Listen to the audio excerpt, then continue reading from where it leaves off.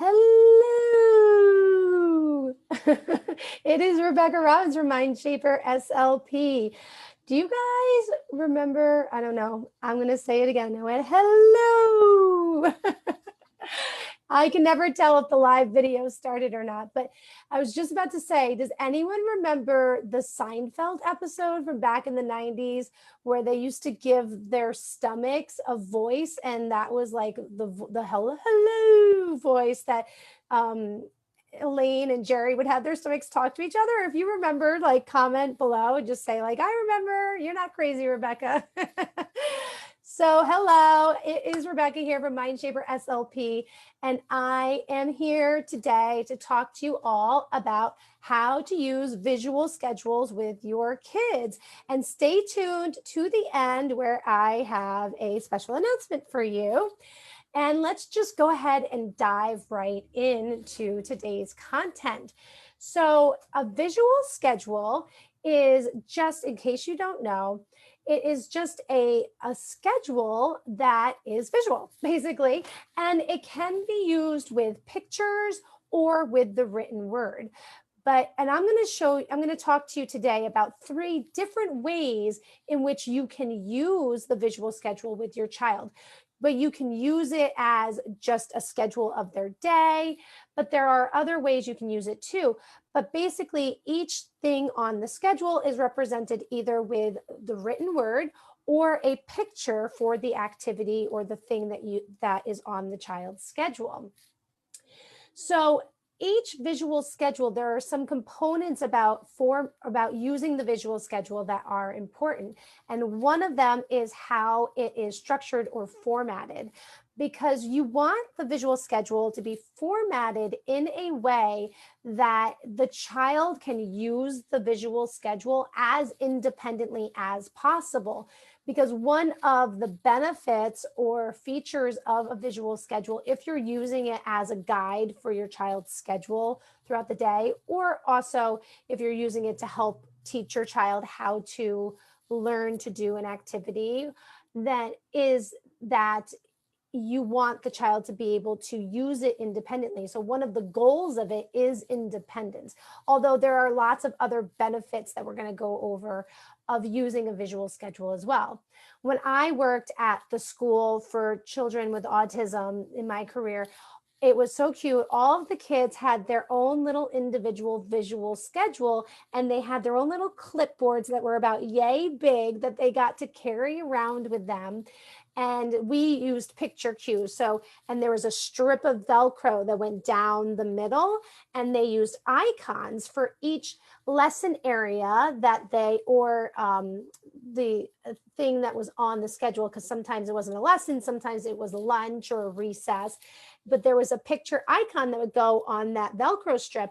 And when when it was time to check in to their next thing on their schedule, they would take the icon off, and then there would be a laminated sheet in that area or the check-in spot where they would put the icon. And then when the strip was blank, then that meant that their schedule was all done. And then on the back side would be the afternoon schedule. So we used it for the morning and the afternoon, because it is important not to overwhelm your child with too many things on their visual schedule. I would say a good rule of thumb is to keep about 5 things on the schedule, no more than 5 things, but even 3 is fine depending on what you're using it for. But try to keep it at the most 5 items, because that keeps the schedule of what is to be done and what is in their day already, keeps it from feeling overwhelming to the child.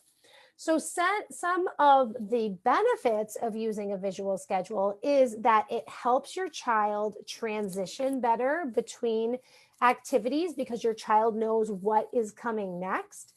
It can also help alleviate some anxiety, because sometimes children on the spectrum, or even children with ADHD, or really any child, there can be a lot of anxiety with the unknown. And as a child, there's not a lot of stuff that you have control of in your day, and your schedule happens to be one of the things that you don't necessarily have too much control over. But when you use a visual schedule with your child and you let him or her know what is on the docket for their day, it can help alleviate some of that anxiety of the unknown. And it also helps them to know exactly what's expected of them in their day. And as I said earlier, it also promotes independence. So there's a couple things besides the formatting, with the formatting of the schedule, that is important. You want to make sure that there is a clear way for the child to mark that whatever is on the schedule has completed, that it is all done. If I'm using a written schedule with a child, so that's where I just write the words of what is on the schedule, I like to just draw an empty box. So when the child's finished, they can just check off the box. Or sometimes I've done in some therapy sessions where I give a sticker, they get to put a sticker in the box. But the empty box is what they get to check off as all done. That is a very important component of the visual schedule, is a way to indicate that the item or activity is all done. So you can do that with an icon where they're putting an icon in an empty box. I've seen people have an envelope on the back of a schedule that says all done, and they take an icon off and they put the icon in the all done envelope. That's another way to do it. You can just put a check mark in the empty box next to in the empty box for all done. And it's nice when you have a schedule that has the words to do and finished. So it's clear what side of the schedule is what needs to be done and what side of the schedule is for things that are already finished.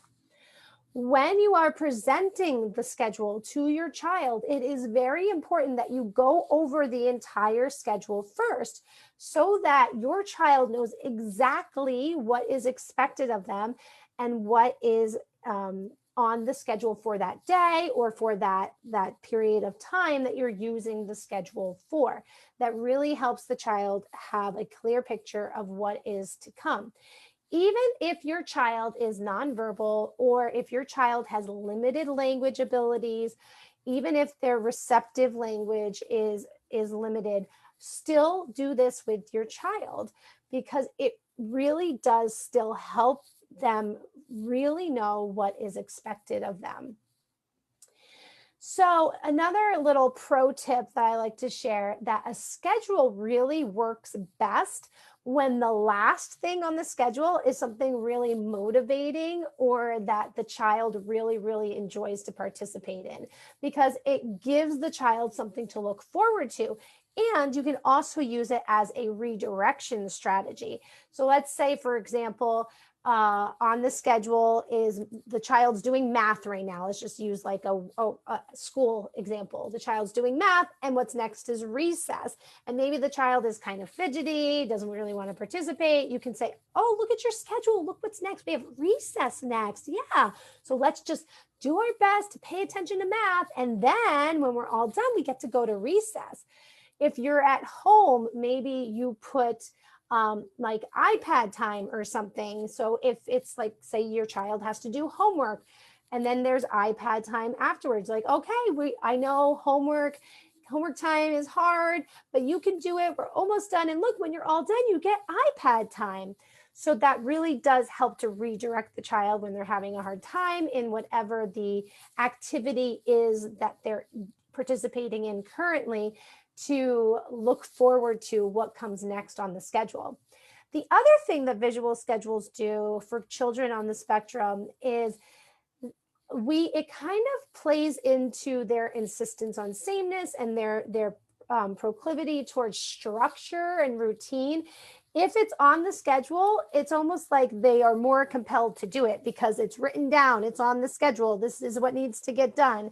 So it does help a child comply to the daily routine a little bit easier and be more willing to participate in the activities from the daily routine. So let's go into the 3 different ways you can use a visual schedule. So number one, you can definitely use it just as a simple schedule of activities to guide your child's day or a period of time in your child's day. For example, maybe we have the my home schedule, like an after school schedule. So when you get home from school, you get to watch TV, and then you have to wash your hands, time to eat dinner, and then you have some tablet time, and then it's bedtime. So this is just an example of a visual schedule that is the order of activities for a period of time. So this might be the period of time between after school, when you get home from school, and go to bed. So you can see there's not any like significant activities on here. I didn't necessarily assume that we're changing the daily routine or whatever. I just put the activities that the child is already going to participate in after school hours onto a schedule because it will help. My fan is on, so my paper's blowing. I'm sorry. It will help your child transition and provide a little bit of structure during that unstructured period of time. So that is really helpful. That is one way that visual schedules are really helpful. So that you could do it that way. You could also do a schedule like this for before school, like getting ready for school. It could be a schedule for the whole day, and you're just making the events like broader or the periods of time more broader. So maybe if it's like a summer day when you're off, maybe it's like wake up, eat breakfast. We're going to go to the park, eat lunch, hang out at home, go to bed. It could be that broad. And it's still providing a little bit of structure to the day and giving the child a, a zoomed out look at what they can expect of their day. And you can see it doesn't really make it so that you as the parent have to come up with any special activities because now you're making a visual schedule. You're just literally making the schedule to be about what your day was going to include already anyway. So that's one way you can do it, is to just use it as a guide of schedule activities to guide your child's day. Another way you can use your visual schedule is to as an what's called an embedded schedule. So let's say you have a broader schedule for the day, like I just said, like eat breakfast, go to the park, eat lunch, play at home, go to bed. So you have that broader schedule. But maybe what you have an embedded schedule for the play at home chunk of your day, where you're actually listing out the different activities that you're going to do when you play at home. Maybe it's pool time, play on swing set, watch TV. So these can also be leisure activities. For me, I would use an embedded schedule for my students in their speech sessions. So they would have the broader schedule for their school day, but then when they would come to me for 30 minutes for speech, I would have a very specific schedule, embedded schedule that they would follow. And it would really help them transition in and out of speech much more easily and help them to know exactly what was expected of them while they were in speech with me. So you can use it for a visual schedule for the broad period of time or for a very specific period of time as an embedded schedule. And the third way that you can use a visual schedule is to highlight to your child the steps needed to complete a task or an activity, with the aim of your child becoming more independent with that task or activity. So let's say a daily living school, daily living skill, not daily living school, a daily living skill, such as brushing your teeth. Maybe you want your child to become more independent brushing their teeth. So what you then put on the visual schedule are the steps they need to do to brush their teeth. So step one, get toothbrush and toothpaste. Step two, put toothpaste on the toothbrush. Step three, brush your teeth. Step four, rinse your toothbrush. Step five, dry your mouth. So that's just an example. And it doesn't have to be 5 steps, but that's an example of how you can break down the steps of an activity with the hopes of the child becoming more independent with that activity. Another way that I have done that with more academic type tasks is when I've been working with a child in how to solve a math problem. They were very prompt dependent on how to do each step in the math problem. They were pretty independent within the step itself, with the computation and all of that, but knowing which step to do next, that child was very dependent on me as the teacher or their parents, really guiding them as to what do we do first, what do we do next, how do we finish it. So what I did during one lesson was I just took out a blank piece of paper and I wrote a written schedule. So a written schedule is a visual schedule with words. And I wrote step 1, figure out the operation. Step 2, I can't remember the specific steps we did for that, but I literally put the steps he needed to take to solve that type of math word problem with the empty box, so that after he did each step, he checked it off, so that he could become more independent with completing those steps. Because here's the thing, visual cues are much easier to fade than verbal cues. I'm going to say that again. Visual cues are much easier to fade than visual cues. So when you create some sort of written schedule or visual schedule for your child, it will be easier for them to become less independent on the schedule itself to complete the task than it will if you are verbally telling them how to do each step. And I believe it's because the child creates a snapshot picture of the actual template, that the written cue that's helping them, so that when they need it, they can pull up that picture in their brain and follow it, the picture in their brain, those steps. So that is the third way of how to use the visual schedule, is to help highlight the steps your child needs to complete a task or activity, so that with the goal that they can be independent in completing that task or activity by knowing what each step is that they need to do and knowing what to do next. So before I make the reveal, the big announcement, I just want to recap the three ways that you can use a visual schedule. You can, sorry, Instagram, my phone's on low battery, so you got pause. So I'm going to recap the 3 steps. Step 1, not the 3 steps, I'm sorry, the 3 ways you can use a visual schedule. So for the first way is as a general schedule for your child's day, or for a chunk of time in your child's day. And each activity is its own number on the schedule, keeping in mind that there's always a way for them to mark off that the task is finished. The second way was as an embedded schedule. So within a task itself, so maybe one of the items on the visual schedule will have its own embedded schedule as to what is expected of them within that activity. And the third way is to outline the steps in an activity that the child needs to take so that they can become independent in that activity, whether it be a daily living skill or some sort of academic task. So please let me know your thoughts. Comment below. How do you use visual schedules with your child? What are your questions about visual schedules? I want to know. And before you go, I just want you to know that I so strongly believe in the power of visual schedules that I have created a freebie for you all of free visual schedule templates. So I printed out a couple so you can see. So you get, I think, 7 of these blank templates. So, but you get to all these blank pictures, you get to customize what is on the schedule. And I have with the freebie, you get a video tutorial of how to use canva.com, which is where the templates are located, to customize and personalize the schedule for yourself. It's really quick and easy to do.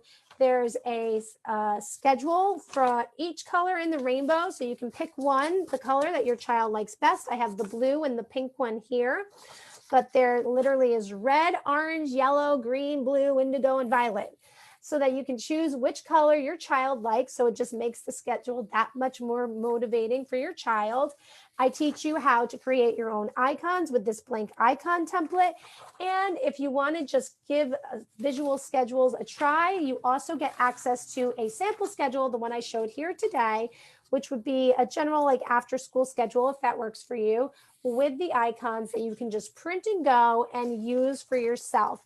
And again, there's video tutorials that show you how to customize the templates for yourself, and they're free. So go over to the link in my bio on Instagram or go to bit.ly/visual schedule templates to grab your free copy today. And please comment below with any questions you might have. Thanks for hanging in to the very end, and I will talk to you all soon. Bye. Mwah.